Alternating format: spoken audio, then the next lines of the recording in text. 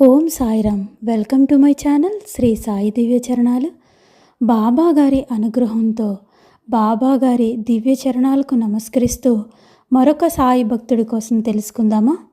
సాధు భయ్యా నాయక్ అలియాస్ సదాశివరావు నాయక్ బాబాకు అంకిత భక్తుడు. వీరు మధ్యప్రదేశ్లోని హర్దా అనే ఊరిలో ఉండేవారు. కిరాణా సామాలు అమ్మేవారు. సాధు భయ్యాకి ముగ్గురు కొడుకులు. మొదటి కొడుకు ఆనందరావు, రెండవ కుమారుడు లక్ష్మణరావు అలియాస్ బాలాసాహెబ్ నాయక్. ఈ పేరు బాగా గుర్తుపెట్టుకోండి, లక్ష్మణరావు అలియాస్ బాలాసాహెబ్ నాయక్. మూడో కుమారుడు శంకర్రావు. బాబాను దర్శించుకున్న తర్వాత బాబా గారి కృప వల్ల అంకిత భక్తుడిగా మారుతారు సాధు భయ్యా నాయక్. 1914 సంవత్సరం నుంచి బాబాకు అత్యంత చేరువుగా, బాబా అంటే ఒక పిచ్చి ప్రేమ భక్తి సాధు భయ్యా నాయక్కి. ఒకసారి ఏం జరుగుతుందంటే, బాబాను దర్శించుకున్న తర్వాత దగ్గరగా బాబాను దర్శించుకోవాలి, ఎక్కువసార్లు బాబా దగ్గరికి వెళ్ళాలి అనే తపనతోటి ఎన్నిసార్లు వీలైతే అన్నిసార్లు షిరిడీకి వెళ్ళేవారు హర్దా నుంచి సాధు భయ్యా. అయితే బాబా ఇది గమనించి ఒకరోజు చెప్తారు, నువ్వు నీ కుటుంబ బాధ్యతలన్నీ వదిలి షిరిడీకి ఊరికినే వచ్చిపోతూ ఉంటే బాబాకు అస్సలు ఇష్టం ఉండేది కాదు. ఆ రోజుల్లో భక్తులందరికీ కూడా బాబా భౌతికంగా ఉన్నారు కాబట్టి చాలామంది భక్తులకు మనసంతా కూడా ఎప్పుడు షిరిడీకి వెళ్ళాలనే ఉండేది. ఈ రోజులో బాబా నిరాకార రూపంలో షిరిడీలో విగ్రహ రూపంలో మనకు సమాధి మందిరంలో దర్శనం ఇస్తున్నప్పటికీ షిరిడీ అనే పవిత్ర నేల కోసం చెప్పగానే ఎప్పుడెప్పుడు అక్కడికి వెళ్ళాలి అని మనందరి సాయి భక్తులకి ఉంటుంది. మనకే ఈ విధంగా ఉంటే ఆ రోజుల్లో భక్తులకి ఏ విధంగా ఉంటుంది? బాబాను భౌతికంగా చూసి బాబా గారి అనుభూతులను అనుభవించి ఎన్నో బాబా గారి లీలలను పోగు చేసుకున్న ఆనాటి భక్తులకి ఏ విధంగా ఉంటుంది? మరి సాధు భయ్యా నాయక్ కూడా ఎప్పుడు షిరిడీకి వెళ్ళాలనే ఉండేది.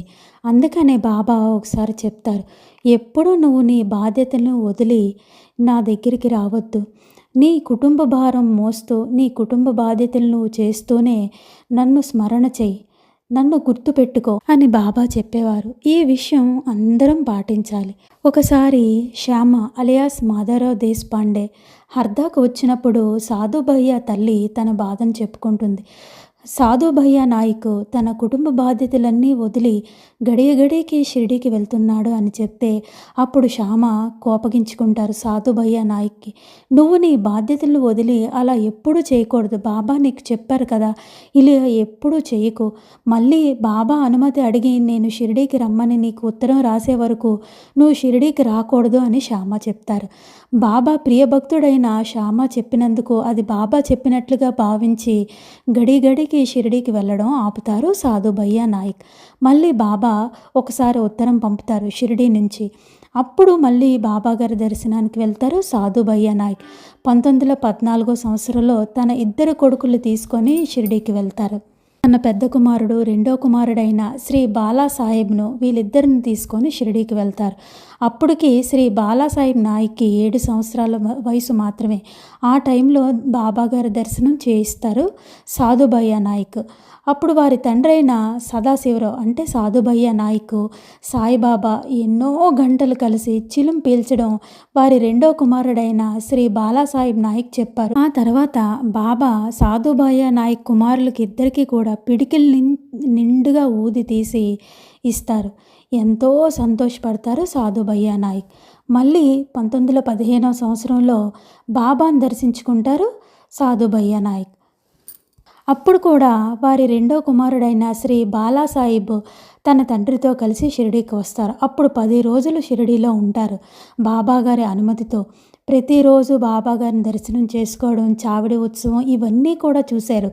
ఎంతో ప్రశాంతంగా ఎంతో సంతోషంగా గడుపుతారు తండ్రి కొడుకులు ఇద్దరు 10 రోజులు కూడా. అప్పుడు రాధాకృష్ణ అయి ఒకరోజు నింబారు నుంచి చందనం తీసి బాలాసాహెబ్ నుదుటిన పెడుతుంది. నిజంగా అదంతా కూడా బాబాగారి కృపే. ఎంతో సంతోషంగా 10 రోజులు గడిపిన తర్వాత బాబాగారి అనుగ్రహంతో తిరిగి మళ్ళీ ఇంటికి వెళ్ళిపోతారు. మళ్ళీ మరొకసారి ఏం జరుగుతుందంటే 1915వ సంవత్సరంలో దాసనవమి రోజున సాధు భయ్యా నాయక్ స్నేహితులైన బాలకరామ్ మరియు ముక్తారాం వాళ్ళిద్దరికీ కూడా బాబాగారి పెద్ద ఫోటోనిచ్చి పంపిస్తారు. ఒక జెండా, బాబాగారి ఫోటో, ఈ రెండు కూడా సాధు భయ్యకి బాబానే పంపిస్తారు. అది సరిగ్గా దాసనవమి రోజున 8 ఫిబ్రవరి 1915వ తారీఖున సాధు భయ్యా నాయక్కి అందుతుంది. కరెక్ట్గా ఆ రోజు లక్షవారం. సాధు భయ్యా నాయక్కి ఆనందానికి, సంతోషానికి అవధులు లేవు. ఎంతో సంతోషపడతారు.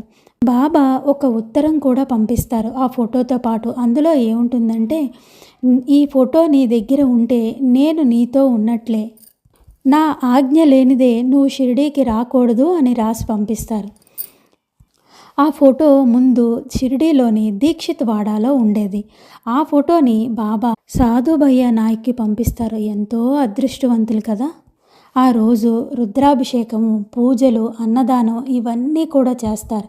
అయితే ఆ రోజు ముక్తారాము ఇంటి పైన ఒక పెద్ద కర్రకి జెండా కడదాం అనుకుంటారు. 3 వంతులు ఎక్కిన తర్వాత భుజం విపరీతమైన నొప్పి వస్తుంది ముక్తారాంకి. అదే సమయంలో బాబా మసీదులో ఉన్నప్పుడు అక్కడున్న భక్తులతో చెప్తారు, నా కుడి చెయ్యి భుజం చాలా నొప్పిగా ఉందని. బాబా అక్కడున్న భక్తుల చేత చెయ్యి పట్టించుకుంటారు, చెయ్యి రాయించుకుంటారు. అదే సమయంలో బాబా చెయ్యి రాయించుకున్న తర్వాత ఇక్కడ ముక్తారాంకి ఉన్నట్టుండి చెయ్యి నొప్పి తగ్గి మళ్ళీ మరి కొంచెం మీదకెళ్ళి ఆ జెండాను కట్టి ఎంతో సురక్షితంగా కిందకి దిగిపోతారు. ఎంత ఆశ్చర్యమో చూసారా.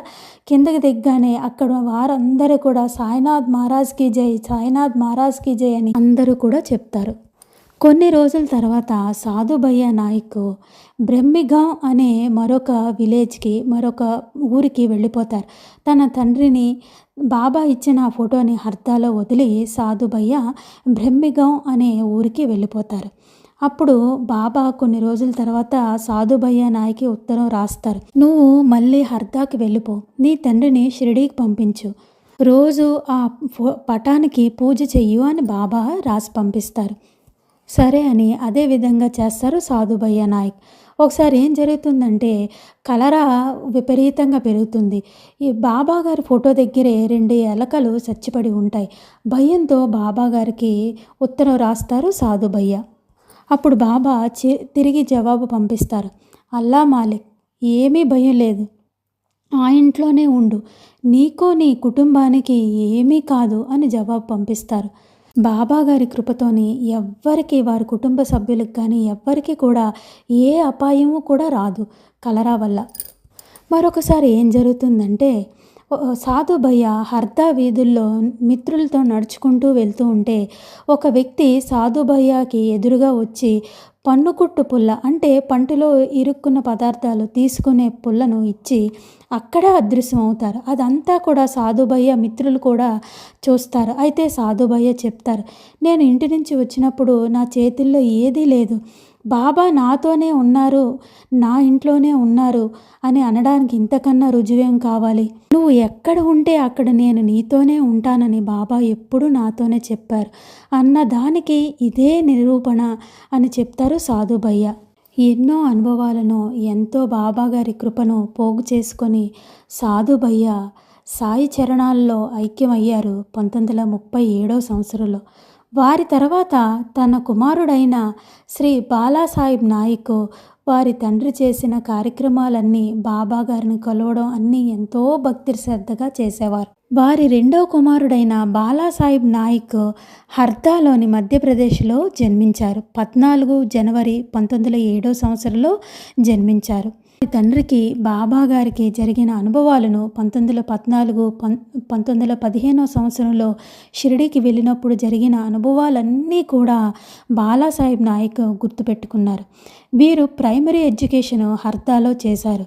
1927వ సంవత్సరంలో వీరు అక్కగారింటికి వచ్చి ఇండోర్కి వచ్చేసి అక్కడ వారి హయ్యర్ ఎడ్యుకేషన్స్ చేస్తారు. ఆ తర్వాత వారి చదువు పూర్తయిన తర్వాత ఇండోర్లోనే స్థిరపడిపోతారు. సాధు భయ్యా నాయక్ కుమారుడైన బాలాసాహెబ్ 2వ కుమారుడు.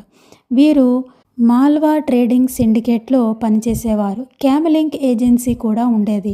అదే కాకుండా ఖాళీగా ఉన్న సమయాల్లో హోమియోపతి మెడిసిన్స్ బీదవారికి ఇచ్చేవారు. శ్రీ బాలాసాహెబ్ భార్య పేరు మాలతీబాయి.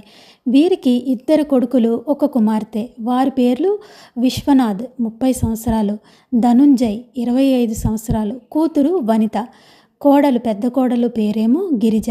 ఆమెకు కూడా ఇద్దరు పిల్లలు. బాబాగారు ఇచ్చిన ఆ ఫోటో బ్రెమ్మిగాం అనే ఊరిలో ఉండిపోతుంది. ఒకరోజు ఏం జరుగుతుందంటే, బాలాసాహెబ్ పడుకున్నప్పుడు కల వస్తుంది. బాబా చెప్తారు, ఫోటో రూపంలో నేను మీ ఇంటికి వచ్చాను, కానీ మీరు నిర్లక్ష్యం చేశారు. నువ్వు 2 రోజుల్లో మీ గ్రామానికి వెళ్ళకపోతే నా కాలు మొత్తం పురుగులు తినేస్తుంది ఆ ఫోటోలోని అని చెప్తారు బాబా.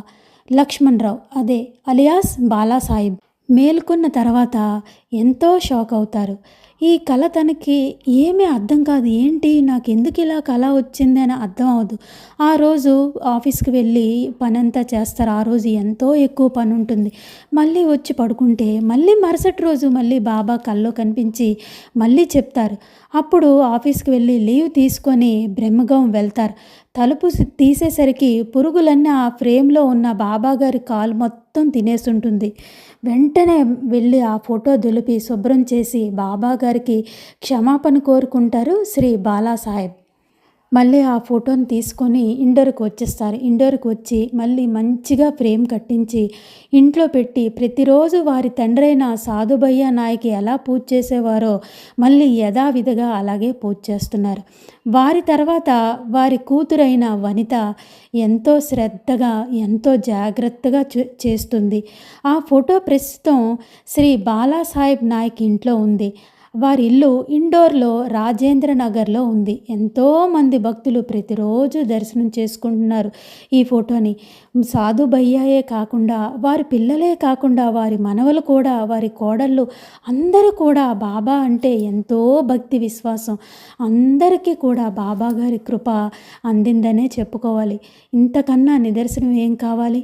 వారి పిల్లలకు కూడా నేను వచ్చాను, నేను మీతోనే ఉన్నానని కలలో సైతం కనిపించి చెప్పి మళ్ళీ వారి చెంతకే వెళ్ళారు. చూసారా, బాబాగారి అనుగ్రహం ఉంటే ఈ విధంగానే ఉంటుంది. ఆ రోజుల్లో భక్తులందరూ కూడా బాబాకి ఇంత చేరువుగా ఉండేవారు. అంతే భక్తి శ్రద్ధలుగా వారందరూ ఉండేవారు. వారి తర్వాత తరాలు కూడా అంతే భక్తి శ్రద్ధలుగా ఉన్నారు. ప్రస్తుతం వనిత అనే అమ్మాయి ఇంట్లో ఉంది బాబాగారు ఇచ్చిన ఆ ఫోటో. ఇది సాధుభయ్య నాయక్ అనుభవం బాబాగారి దగ్గర. మరొకసారి బాబాగారి కృపతో మరికొన్ని విషయాలు తెలుసుకుందాం. సమర్థ సద్గురు శ్రీ సాయినాథ్ మహారాజ్ కి జై. ఓం సాయిరామ్.